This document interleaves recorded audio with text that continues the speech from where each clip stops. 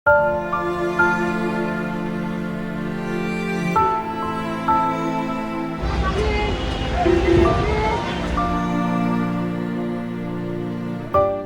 বয়সে হাতে থাকার কথা বই খাতা, রং পেন্সিল কিংবা প্রিয় খেলনা, ঠিক সেই বয়সেই জীবিকার সন্ধানে রাস্তায় পানি বিক্রি করছে রাকিব ও সোনিয়া।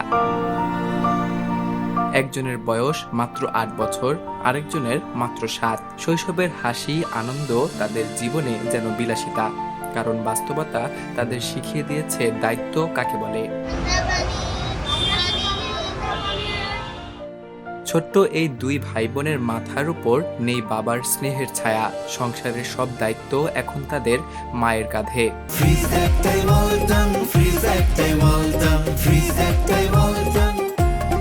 মানুষের বাসাবাড়িতে কাজ করে তিনি কোনোভাবে সংসার চালানোর চেষ্টা করেন, কিন্তু সামান্য সেই আয় দিয়ে 3 বেলা খাবার জোগাড় করাই কঠিন হয়ে পড়ে। তাই মায়ের কষ্ট কিছুটা হলেও লাঘব করতে এত অল্প বয়সেই কাজে নেমে পড়েছে রাকিব ও সোনিয়া।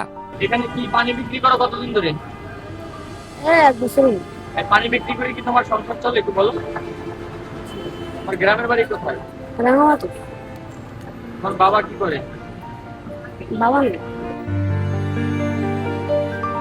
রাজধানীর ব্যস্ত সড়কে হাতে পানির বোতল নিয়ে ঘন্টার পর ঘন্টা দাঁড়িয়ে থাকে তারা।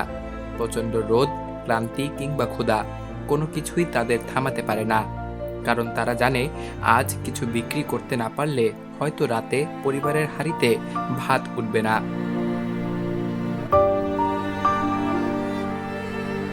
তাদের গ্রামের বাড়ি রাঙ্গামাটিতে, কিন্তু জীবনযুদ্ধের কঠিন বাস্তবতা তাদের শৈশব কেড়ে এনে ফেলেছে শহরের ব্যস্ত রাস্তায়। তবু ছোট্ট দুটি হৃদয়ে এখনো বেঁচে আছে এক টুকরো স্বপ্ন, আবার স্কুলে ফিরবে, নতুন বই হাতে নেবে, আর একদিন মায়ের সব কষ্ট দূর করবে। আমি পানি বিক্রি করি। আমি ক্লাস 5 পর্যন্ত পড়েছি। আমি পড়ালেখা করতে চাই, টাকার জন্য পড়ালেখা করতে পারি না। আমরা যেন পড়ালেখা করতে পারি, আমাদের জন্য সরকারের সাহায্য করে। রাকিব ও সোনিয়ার এই গল্প কেবল একটি পরিবারের নয়, এটি হাজারো অসহায় শিশুর গল্প, যাদের শৈশব হারিয়ে গেছে দারিদ্র্যের কাছে। তবুও তাদের চোখে এখনো বেঁচে আছে একদিন সুন্দর ভবিষ্যৎ গড়ার অদম্য আশা। মোহাম্মদ বিলিয়ানুর তালুকদার, দূরবীন নিউজ, ঢাকা।